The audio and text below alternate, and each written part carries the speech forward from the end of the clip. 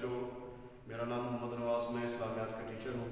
آج ہم موضوعاتی مطالعے میں سے حفاظت قرآن والا تفصیلی سوال پڑھیں گے۔ تو سب سے پہلے بیٹا حفاظت، محفوظ کرنا، حفاظت کا معنی ہے، اور قرآن کریم کی حفاظت کا وعدہ کس نے لیا ہے؟ اللہ تعالیٰ نے لیا ہے۔ قرآن کریم کی حفاظت کا وعدہ، لیکن سب سے پہلے حفاظت کا وعدہ کس نے لیا ہے؟ اللہ تعالیٰ نے۔ کیا ارشاد فرمایا؟ سورۃ الحجر میں ارشاد فرمایا انا نحن نزلنا الذکر وانا لہ لحافظون۔ حفاظت قرآن والی آیت کس سورت میں آئی بیٹا؟ سورۃ الحجر۔ سورۃ الحجر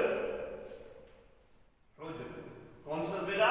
سورۃ الحجر میں آئی ہے جی، سورۃ حجر میں آئی ہے حفاظت قرآن والی آیت۔ تو ایم سی کیو سے بیٹا کہ حفاظت قرآن کا ذمہ کس نے لیا ہے؟ حفاظت قرآن کا ذمہ اللہ نے لیا ہے۔ یہ بھی ایک ایم سی کیوز ہے کہ حفاظت قرآن والی آیت کس سورت میں ہے؟ سورۃ الحجر میں ہے۔ اور شارٹ سوال بھی آتا ہے حفاظت قرآن کے متعلق کسی قرآن آیت کا ترجمہ لکھے۔ تو بیٹا جو میں بول رہا ہوں انا نحن نزلنا الذکر وانا لہ لحافظون، کہ بے شک یہ ذکر ہم نے نازل کیا اور ہم خود اس کے محافظ ہیں، اسی آیت کا ترجمہ لکھ کے جو میں ابھی آپ کے سامنے پڑھ رہا ہوں، بلا شبہ یہ ذکر ہم نے نازل کیا اور ہم خود اس کے محافظ ہیں۔ تو بیٹا اس طرح ہم اپنے سوال کو مکمل کر سکتے ہیں، جواب دے سکتے ہیں۔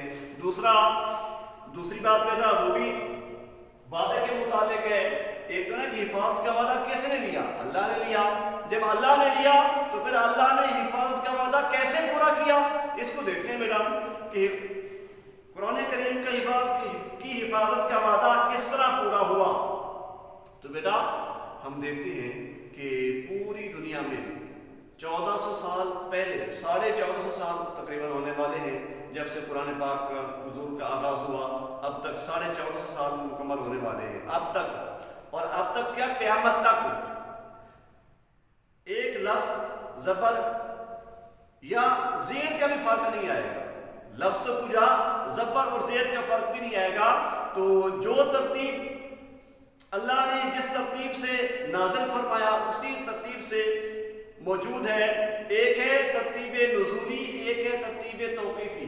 نزولی جو ہے وہ جو لوح محفوظ میں ہے وہ ہمارے سامنے جس طرح موجود ہے، پہلے سے بقرہ ہے، پھر اس کے فاتحہ ہے، پھر بقرہ ہے، اس کے بعد پھر آخر میں جس ترتیب سے ہے فلق اور ناس آخر جو صورتیں ہیں۔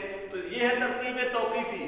نزولی اس کے علاوہ ہے کہ جہاں جس بات کی ضرورت پیش آئی اللہ نے اسی وقت جبریل امین کو بھیج کر وہ حکم وہ بات نازل فرما دی۔ اس کو کہتے ہیں ترتیب نزولی۔ دوبارہ آگے چلتے ہیں بیٹا۔ حفاظت قرآن کا وعدہ اس طرح پورا ہوا کہ قرآن مجید جہاں جہاں بھی موجود ہے اس میں نہ تو کسی لفظ تو کجا زبر ہے اور پیش کا بھی فرق نہیں، شد مد جزم کا بھی فرق نہیں۔ تو بیٹا حفاظت قرآن کے بیسیکلی 3 ادوار ہیں، عہد رسالت اور عہد صدیقی اور عہد عثمانی۔ قرآن مجید کتنے عرصے میں نازل ہوا؟ 23 سال میں نازل ہوا۔ یکدم نازل ہوا؟ نہیں، تھوڑا تھوڑا کر کے نازل ہوا۔ جو ہی کچھ آیات نازل ہوتی پیارے آقا کریم صلی اللہ علیہ وسلم کاتب وحی کو بلوا کر لکھوا دیتے اور ساتھ یہ رہنمائی بھی فرما دیتے کہ ان آیات کو جو میں نے ابھی لکھوائی ہے کون سی صورت میں کن آیات کے ساتھ رکھنا ہے۔ اور یہ رکھی کہاں جاتی تھی؟ مسجد نبی میں ایک جگہ متعین تھی۔ مکہ میں ہر صحابی اپنے گھر میں لکھ کے لے جاتا تھا۔ جب ہجرت ہو گئی تو مدینہ منورہ میں جب مسلمان رہنے لگے، نبی علیہ السلام وہاں تشریف لے آئے، تو جو قرآن مجید وہاں نازل ہوا ہے 28 صورتیں، تو وہاں پہ ایک جگہ متعین تھی مسجد میں، خاص جگہ، جو صحابی لکھتا وہیں آ کے رکھتا، تو جگہ متعین تھی۔ پھر کیا ہوتا؟ صحابہ کرام اس کی نقل کر کے لے جاتے، اس کو لکھ لیتے، اتار لیتے اور پھر اس کو یاد کرتے، 5 نمازوں میں اس کی تلاوت کرتے اور اس کو سمجھنے اور اس پر عمل پیرا ہونے کی کوشش کرتے۔ اس طرح قرآن کریم کی حفاظت نبی علیہ السلام کے دور میں کیسے ہوئی؟ ایک تو بذریعہ حفظ اور بذریعہ کتابت، کہ صحابہ کرام لکھ لیتے اور لکھنے کے بعد اس کو یاد کرتے۔ یاد کرنے کا طریقہ کیا تھا؟ راستے میں اٹھتے بیٹھتے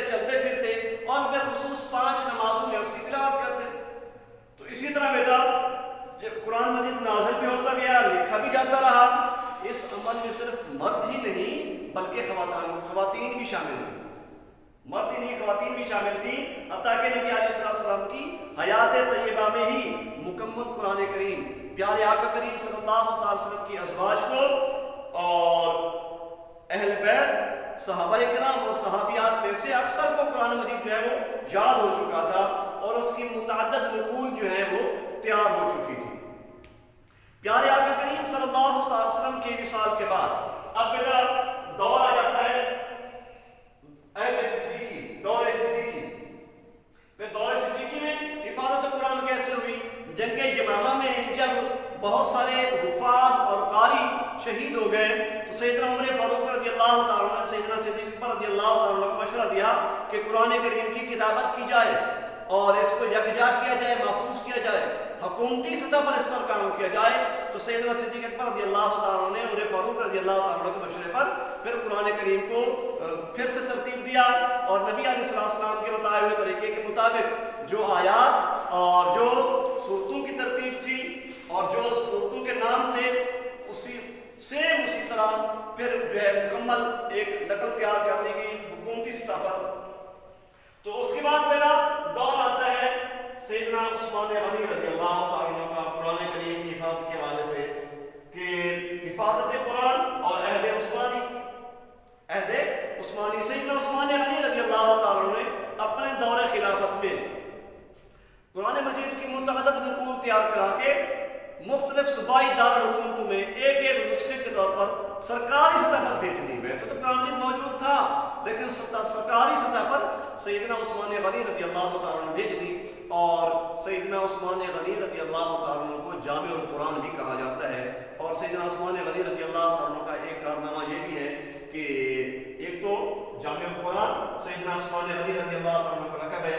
تو بیٹا یہ MCQ اکثر آتا ہے کہ جامع القرآن کس کا لقب ہے؟ سیدنا عثمان غنی رضی اللہ تعالیٰ عنہ کا۔